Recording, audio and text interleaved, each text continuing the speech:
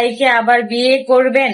আমার যাওয়ার বিন্দু পরিমাণ ইচ্ছা নাই, আর কারো সংসারে কোন রকম যাওয়ার কোনো ইচ্ছাই নেই। সে যতই বলুক যে আখি এসে আলাদা থাকুক, আলাদা ফ্ল্যাট নিয়ে থাকুক, আমার কোনো ইচ্ছা নাই ভাই। তোমার স্বামী তোমার কাছে রেখে দাও।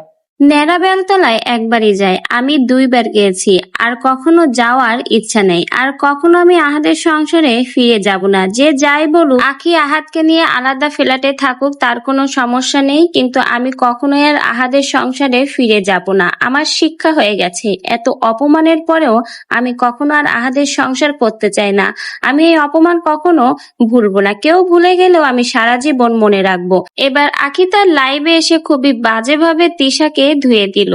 তিশা তার লাইভে এসে বলেছিল আখি চাইলে আহাদকে নিয়ে আলাদা ফ্ল্যাটে সংসার করতে পারে, কিন্তু তার সংসারে কখনোই সে আখির পাও পড়তে দিবে না। এমনকি তার চোখের ত্রিসীমানায়ও সে আখিকে দেখতে চায় না।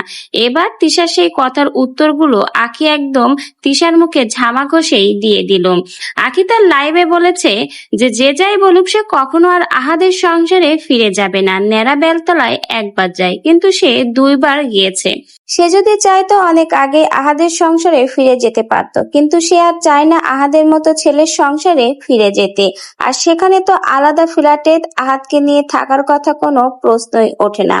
আখির শিক্ষা হয়ে গেছে, এত অপমানের পর সে আর কখনোই আহাদের কাছে ফিরে যাবে না।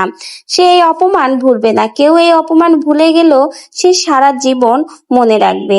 তার শিক্ষা হয়ে গেছে, সে এইরকম ভুল আর করবে না। এবার তিশা সেই কথাগুলো চরম আকারে উত্তর দিয়ে দিল আখি তার লাইভে, এবং সরাসরি বুঝিয়ে দিল যত যাই করো না কেন আখি আর কখনোই আহাদের সংসারে ফিরে যাবে না। আখির এই কথা শোনার পরে কেউ কেউ বলেছে আখি যে সিদ্ধান্তটা নিয়েছে সেটা ঠিক সিদ্ধান্ত নিয়েছে।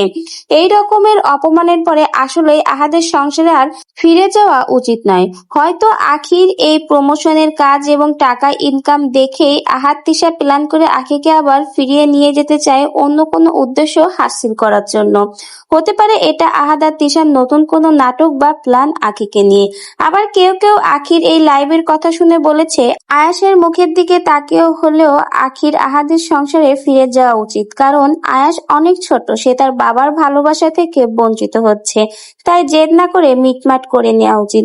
কিন্তু আখি তার সকল প্রশ্নের উত্তর দিয়ে দিয়েছে, সে কখনোই আর আহাদের সংসারে ফিরবে না। সে আর চায় না আহাদের মতো ছেলের সাথে সংসার করতে। যে যাই বলুক, কারো কথাই সে আর কান নেবে না। সে তার সিদ্ধান্তে অটল। এবার যেন তিশার মুখে এই কথাগুলো বলে ঝামা ঘষে দিল আখি। আখি যে তিশার কথাগুলো একদম উড়িয়ে দিয়েছে এবং কোনো পাত্তা দেয়নি, সেটা আখি তার লাইভে এবার বুঝিয়ে দিল। আখির কাছে তিশার কথার কোনো মূল্যই নেই, এবং সে যে কখনোই আর তাদের ভিতরে যাবে না বা কারোর সংসারে সে যেতে চায় না, সেটাও আখি এবার ভালো করে তিশাকে চোখে আঙ্গুল দিয়েই বুঝিয়ে দিল। আখিকে নিয়ে যত প্ল্যান পরিকল্পনা করোই না কেন তিশা, এবার কোনোভাবে আখি তোমাদের সেই প্ল্যানে আর পা দিবে না। তো ভিউয়ার্স, আখি যে সিদ্ধান্তটা নিয়েছে সে আর আহাদের সংসারে ফিরে যেতে চায় না, সে কি এই সিদ্ধান্তটা সঠিক নিয়েছে? আপনার কাছে কি মনে হয়?